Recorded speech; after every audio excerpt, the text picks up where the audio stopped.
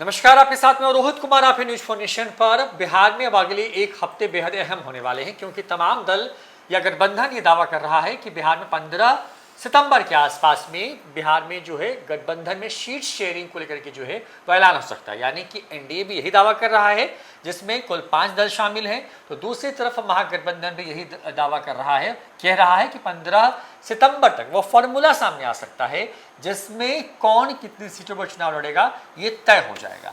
आज हम इस वीडियो में आपको उस पूरी लिस्ट के बारे में बताएंगे जो जारी होने से पहले ही जिसका जो एक तरीके से लीक हो गई है और जो न्यूज फॉर नेशन के पास है। इस वीडियो में हम बताएंगे कि महागठबंधन में आरजेडी, सीपीआई, सीपीआईएमएल, सीपीएम के साथ साथ वीआईपी पार्टी और कांग्रेस, यानी कि जो 5 दल हैं वो कितने कितने सीटों पर चुनाव लड़ेंगे। और हाल ही में आरएलएसपी जो कि शामिल हुए पशुपति पारस की पार्टी वो, और अगर जेएमएम बिहार में चुनाव लड़ती है तो वो कितनी सीटों पर चुनाव लड़ेगी।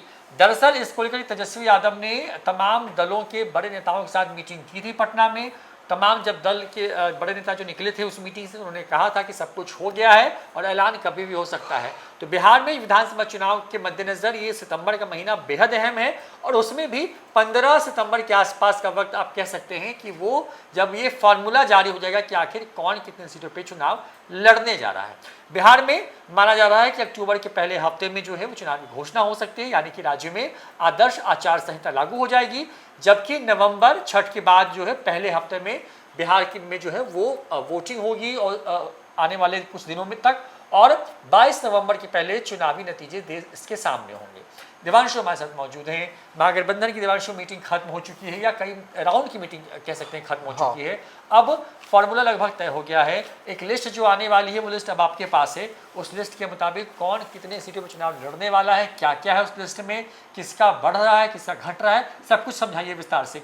हाँ, देखिए, जो होना था, जिन महागठबंधन के जो घटक दल है उनको जितनी सीटें मिलनी थी वो सबको मिल गई हैं, सबको पता है। बस 2-3 चीज़ें हैं वो अभी जो है ना वो मतलब कि सुलझी नहीं है, उसी को लेकर जो है अभी एक तरह से कह सकते हैं डील जो है अब लॉक होने वाली है। बस अब कुछ क्षणों में भी जो है वो लॉक हो जाएगी। डील अभी लॉक नहीं हुई। ऐलान देखिए कहा तो जा रहा है कि 15 तारीख तो कर दिया जाएगा, हो सकता है कि डेट आगे भी बढ़े अगर ये न हो तो। क्या क्या पेचीदगियाँ जो रह गई हैं, लेकिन जो मोटे तौर पर जो अभी जो है कि ये आरजेडी कितनी सीटों पर लड़ेगी, कांग्रेस कितनी सीटों पर लड़ेगी, वीआईपी पार्टी कितनी सीटों पर लड़ेगी, लेफ्ट पार्टी जो है वो कितनी सीटों पर लड़ेगी, ये तय हो गया। अब इसके अंदर भी कई टेक्निकल्स हैं। देखिए, एक चीज़ है, मौजूदा वक्त में महागठबंधन जो है वो सबसे ज़्यादा जो है वो पॉलिटिकल पार्टियों का गठबंधन बन चुका है। कुल 8 दल हैं। कौन कौन? आरजेडी, वीआईपी पार्टी, कांग्रेस, और फिर पशुपति पारस की पार्टी, आरएलजेपी, राष्ट्रीय लोक जनशक्ति पार्टी, और उसके अलावा आप जेएमएम को रख लीजिए, और लेफ्ट पार्टी को आप रखते हैं तो लेफ्ट पार्टी के अंदर जो है वो 3 दल हैं, सीपीआईएमएल, सीपीआई, हाँ, और सीपीएम।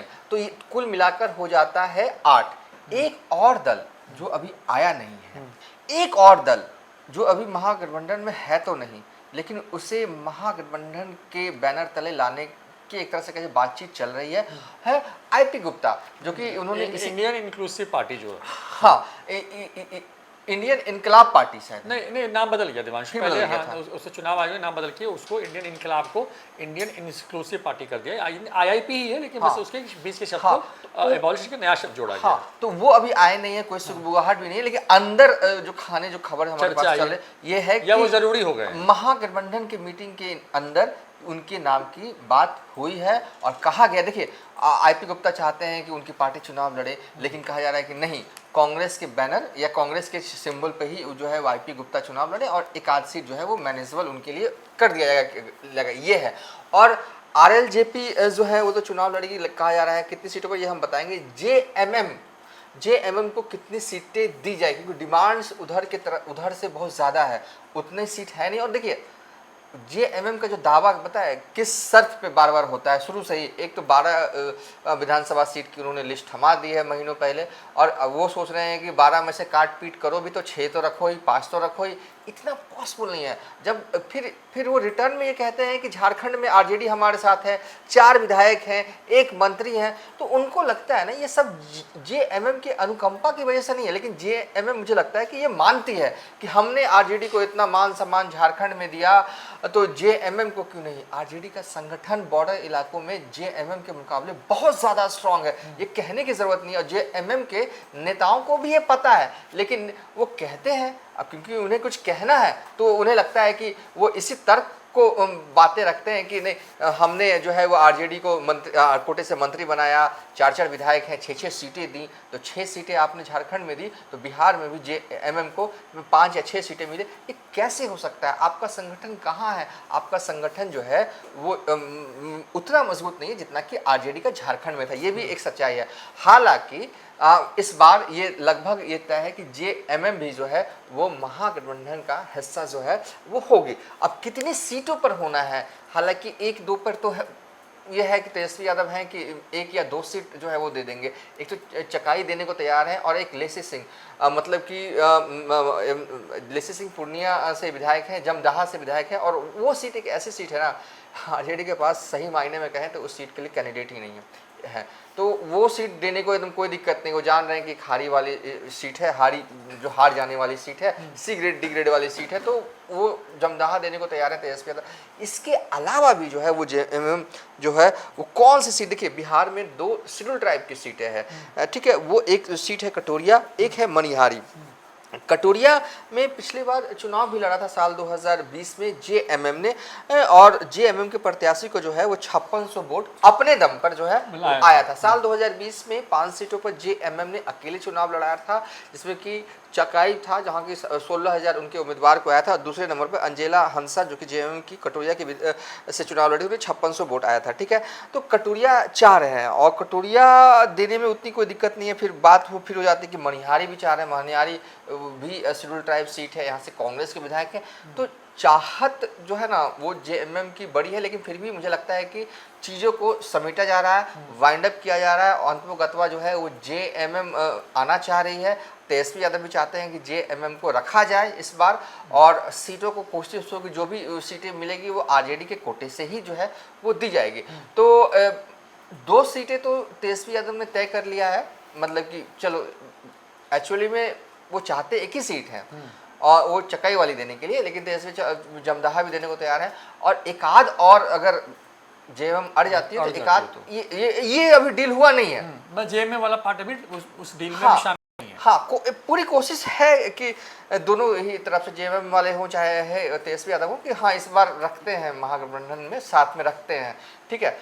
अब क्या सिनेरियो बन रहा है, मतलब मोटे तौर पर जो बड़े नेताओं की जुबान पर है, जो चर्चाएं जो है वो महागठबंधन की पॉलिटिकल पार्टी के नेताओं के बीच में है, इतनी सीटें, कितनी सीटें, क्या क्या बटी हैं। इनसाइड खबरें जो है उस बैठक से 6 सितंबर को जो आखिरी बैठक हुई महागठबंधन की, ये एक ऐसी बैठक हुई जो हुई 11 बजे से, लेकिन खत्म जो है वो 7-8 बजे तक हुई। 1-to-1 मुलाकात, फिर गेट टुगेदर मुलाकात, मतलब कि दिन भर जो है ना वो मतलब कि ऐसा लगा वाला दिन था। हाँ, बैठकों वाला दिन था, और था ऐसा लगा कि आज कर ही लेना है, मतलब कि अगले दिन के लिए टालना नहीं है, आज कर ही लेना है सब कुछ फाइनल। अब जो रह जाएगा ना छोटा मोटा वो अगले दिन कर लेंगे, लेकिन मतलब कि आज लगता था उस दिन 6 सितंबर को पूरा एकदम सब कुछ जो है वो तय कर लिया गया है फाइनल। तो जो लिस्ट जो हमारे पास जो है वो महागठबंधन के जो नेता हैं उनकी जुबान पर भी है, इतना ही होगा, कुछ आगे पीछे हो सकता है। जो लिस्ट के हिसाब से आरजेडी जो है इस बार कितने सीटों पर लड़ेगी वो बताएंगे, लेकिन सबसे पहले आप ये देखिए कि आरजेडी जो है वो साल 2020 में महागठबंधन के तहत जो भी घटक दल थे वो कितने सीटों पर जो है वो चुनाव लड़े थे। तो देखिए देवांशु, 2020 के चुनाव की बात करते हैं। ये चुनाव बहुत अहम था। तेजस्वी यादव ने 10 लाख नौकरी की बात की थी। पहली बार तेजस्वी के चेहरे पर मुख्यमंत्री बनाने को लेकर चुनाव लड़ा गया और बहुत मुकाबला नेक टू नेक का था। मतलब इतनी आसानी से एनडीए बिहार में 20 में चुनाव नहीं जीत पाई। आरोप ये भी लगाया गया कि देर रात कई विधायकों को जानबूझ करके बहुत जो लो मार्जिन वाले थे उनको हराया गया और नीतीश कुमार किसी तरीके से सत्ता में वापस आ गए। उसके बाद बहुत पानी बहा बिहार में। तेजस्वी यादव के साथ भी नीतीश कुमार आए, फिर साथ छोड़ा भी। इंडिया गठबंधन बनाया भी, उससे किनारा भी किया। लोकसभा का चुनाव फिर एनडीए के साथ लड़ने वाले नीतीश कुमार ने एक तरीके से कहें कि बड़ा जवाब देने की कोशिश की तेजस्वी यादव या महागठबंधन को बिहार के अंदर में। साल 2020 की विधानसभा चुनाव में 243 सीटें हैं बिहार के अंदर में। आरजेडी लड़ी थी कुल 144 सीट पर, जीती उसमें से 75। कांग्रेस लड़ी थी 70 सीट पर, जीत करके आई 19। सीपीआईएमएल लड़ी 19 पर, जीत करके आई 12। सीपीआई जीत करके आई 6, लड़ी 6 पर, जीत कर आई 2।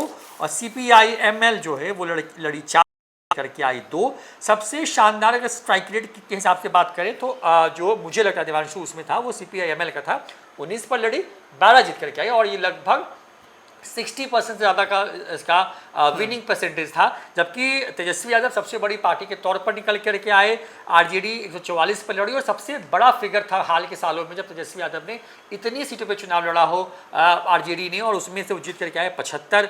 तो ये स्थिति थी लोकसभा विधानसभा चुनाव 2020 की। और उसके बाद लोकसभा के चुनाव हुए। बड़े भाई की भूमिका में तेजस्वी यादव भी ही थे उस वक्त भी, लेकिन जीत करके कांग्रेस ज्यादा आ गई और इसी दम पर कांग्रेस बिहार में अपने लिए बेहतर या ज्यादा बड़ा फिगर मांग रही है देवांश। हाँ, और इस बार ये तो साल 2020 वाला ग्राफिक अभी भी स्क्रीन पर चल रहा है, इसमें आपको दिख रहा होगा कि आरजेडी 144 पे लड़ी थी, इस बार कितने पे लड़ेगी। चलिए अब हम एग्जैक्ट बता देते हैं जो हमारे पास जो आया है, जो महागठबंधन के कई नेताओं जो है इसी लमसम फिगर जो है उनके जुबान पर भी है। आरजेडी सबसे बड़ी कुर्बानी जो है मुझे लगता है कि साल 2020 के बाद 2025 बिहार विधानसभा में देने जा रही है। 144 सीटों पर लड़ी थी, लेकिन इस बार कहा जा रहा है कि 125 से 127 के बीच में जो है वो लमसम फिगर जो है वो हो सकता है, और लगभग यही है। लेकिन थोड़ा होता है ना कि बचते बचाते चलना चाहिए, इसलिए हम थोड़ा ये कह रहे हैं कि 19 सीटों को छोड़ने को तैयार हो गया तेजस्वी यादव। 125 सीट जो है आरजेडी जो है वो चुनाव लड़ेगी। मुकेश सहनी की पार्टी वीआईपी कहा जा रहा है कि 25 से 28 सीटों पर जो है वो इस बार जो है वो चुनाव लड़ेंगे। महागठबंधन में लेफ्ट पार्टी जो है वो 31 से 32 माना गया है। देखिए पिछली बार लेफ्ट पार्टी ने कितनी सीटों पर चुनाव लड़ा था रोहित? लेफ्ट में देखिए 3 पार्टियां थी, हाँ, सीपीआई, सीपीआईएमएल और सीपीआईएम। तो ये टोटल लड़ी थी देवांशु 29 सीटों पर। इस बार कहा जा रहा है कि 31 से 32 सीट पे जो है वो चुनाव लड़ सकती है। कांग्रेस जो है वो 54 से 55 सीटों पर जो है वो चुनाव लड़ेगी और 70 पे लड़ी थी। हाँ 70 पे। इस कांग्रेस पे हम आएंगे डिटेल में, पहले ये कंप्लीट कर लेते हैं। आरएलजेपी जो कि पशुपति पारस की पार्टी है वो 4 सीटों पर जो है वो चुनाव लड़ेगी। और इसके बाद जेएमएम को रखिए तो जेएमएम को एक जितना भी मिले मैक्सिमम मुझे लगता है कि वो 3 सब तेजस्वी यादव अपने कोटे से देंगे। हाँ, मैक्सिमम 3 मिलेगा, मिनिमम 1, तो वो जो भी होगा वो तेजस्वी यादव के कोटे से ही निकलना है। इसके अलावा आईपी गुप्ता जो चुनाव की पार्टी है वो कांग्रेस से कोटे से निकलना है। हाँ। वो 1 दे या 2 दे, ठीक है। मोटे तौर पर आंकड़ा एक बार फिर से रिपीट कर रहे हैं। आरजेडी जो है वो 125 सीटों पर जो है वो महागठबंधन के तहत जो है वो चुनाव लड़ेगी आगामी बिहार विधानसभा चुनाव 2025। वीआईपी पार्टी जो है वो 25 से 28 आप रख लीजिए, एग्जैक्ट आंकड़ा अगर पूछिएगा तो मुझे तो 28 है वो। और लेफ्ट पार्टी जो है वो 31-32 मानिए आप, और कांग्रेस 54-55 सीटों पर लगभग चुनाव लड़ेगी। आरएलजेपी का एग्जैक्ट फिगर है 4 सीट, 4 से ज़्यादा नहीं, ये है। और इसमें आप जेएमएम को रख लीजिए, जेएमएम 1 या 2 या 3 मैक्सिमम वो आरजेडी कोटे से निकलेगा। इसके अलावा आईपी गुप्ता की पार्टी है बिहार में, इसी साल उन्होंने पार्टी बनाई है वो जो है वो कांग्रेस पार्टी के कोटे से 1 या 2 सीट जितना वो लेने में सफल होते हैं। ये अभी के हिसाब से जो है यही आंकड़ा है, और इसी के आसपास नहीं, समझिए कि यही आंकड़ा है जो रहेगा महागठबंधन में। कौन किस दल जो है कितनी सीटों पर चुनाव लड़ेगा। रोहित, एक सबसे इंपॉर्टेंट सवाल, जब राहुल गांधी ने बिहार में यात्रा शुरू की फिर खत्म हुआ, ऐसा लगा कि गजब, मतलब कि कमबैक जो है वो राहुल गांधी कर रहे हैं। कहा जा रहा था जितनी सीटें हैं उससे हो सकता है कि बढ़ जाए, घटने का तो संभावना नहीं है। 70 से 15 सीटें जो हैं वो कम हो रही हैं। क्या ऐसा क्यों हो रहा है? मतलब नहीं, इसमें 2 बस एक सीट कम होने वाला ही बस बात नहीं देवांशु। एक बात ये भी है कि कांग्रेस ये भी आरोप लगाती रही है कि उनको वो सीटें दी जाती हैं जहां पर कांग्रेस स्ट्रांग नहीं है। तो मतलब कांग्रेस चाहती है अपने हिसाब की सीटें। तो अगर वो 55 पे अगर मान गई है तो इसका मतलब ये भी है कि कांग्रेस वो सीटें ले रही होगी इस बार जहां पर वो स्ट्रांग होल्ड में, जैसे कि पटना की कई सीटें जहां पर कांग्रेस का कोई वजूद नहीं है, बहुत ज़्यादा स्ट्रांग नहीं है, हर बार चुनाव लड़ती है और बहुत हाई मार्जिन से चुनाव हार जाती है। वैसे कई शहरी सीटें हैं जहाँ पर कांग्रेस का वजूद बहुत ज़्यादा नहीं है, लेकिन वो चुनाव लड़ती है उस सीट पर और वहाँ पे चुनाव अमूमन वो हार जाती है। तो कांग्रेस ने हर बार यही कहा है कि उसको विनिंग सीट्स चाहिए और साथ ही साथ उसके फिगर्स अच्छे होने चाहिए, क्योंकि तेजस्वी यादव खुद, देवांशु देखिए, अब आपको मैच करना पड़ेगा या मिलाना पड़ेगा इस बात पे कि आरजेडी कितना छोड़ रही है और कितना कांग्रेस छोड़ रही है। तो अगर तेजस्वी यादव जो 144 का फिगर जो पिछले बार का था देवांशु, और जो इस बार 125 का आया है, उसके हिसाब से वो करीब करीब 19 सीटें छोड़ रहे हैं इस बार। अगर जेएमएम को भी शामिल कर लें तो वो करीब करीब जो है 20-22 सीटें छोड़ देंगे इस बार अपने हिस्से की, यानी कि उनके 20 प्रत्याशी जो पिछले बार चुनाव लड़े थे उनका टिकट कट चुका है, आप ये तय हो गया।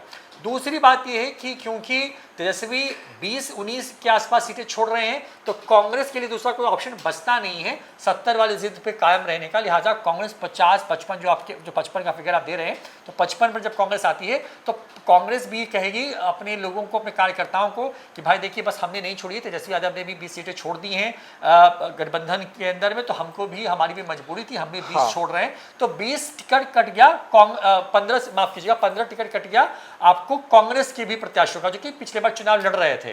तो यानी कि 15 और इधर हो जाता है 20 देवांशु, तो कुल सीटें हो जाती हैं 35।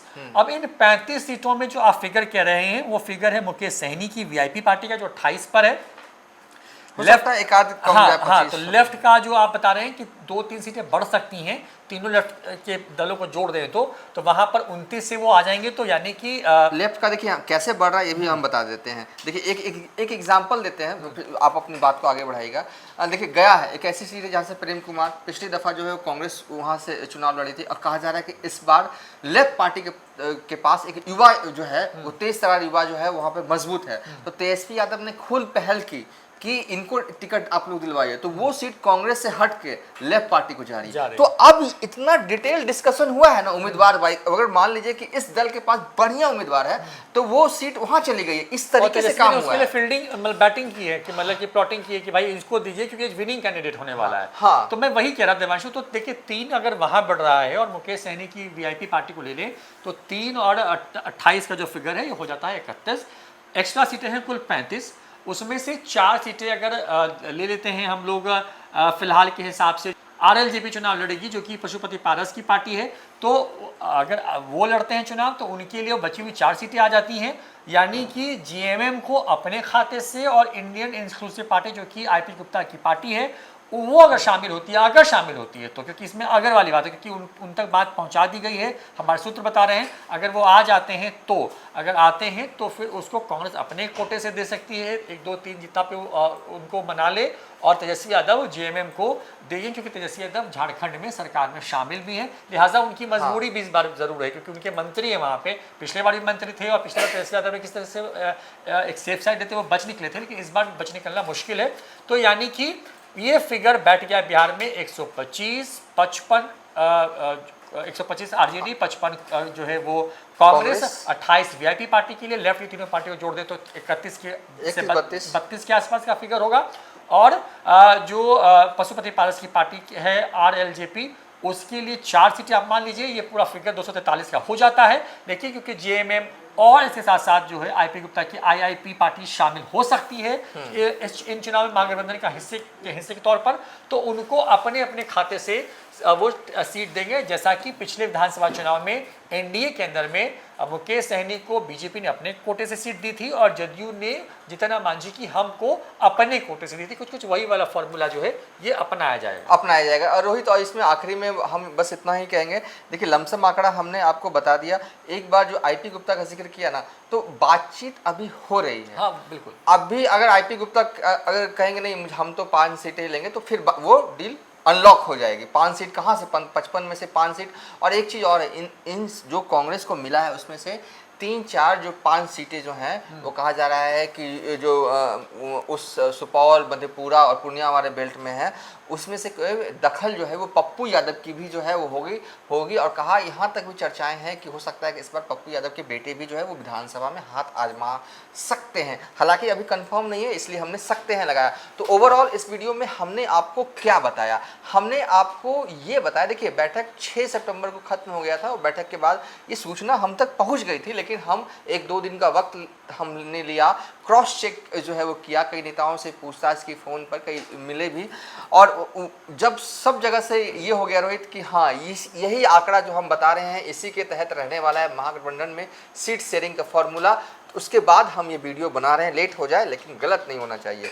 एक बार आखिरी बार जल्दी में बोल देते हैं, आरजेडी 125 के आसपास, वीआईपी 25 से 28, left party 31-32, Congress 54-55, RLJP Pashupati Paras की पार्टी 4 सीटों पर चुनाव लड़ेगी। जेएमएम को आरजेडी अपने कोटे से देंगे और आईपी गुप्ता की जो पार्टी है उसको जो है कांग्रेस अपने कोटे से देंगे। ये रहा महागठबंधन में सीट शेयरिंग का फॉर्मूला जो है, सीट शेयरिंग जो है वो तय कर लिया गया है। कुछ चीज़ें जो हैं वो आखिरी राउंड में कहते हैं ना, आखिरी रैप अप करना है, बस रैप अप करना रह गया है और सही समय पर जो है वो ऐलान प्रेस कॉन्फ्रेंस के माध्यम से महागठबंधन के तमाम घटक दल जो है वो कर देंगे।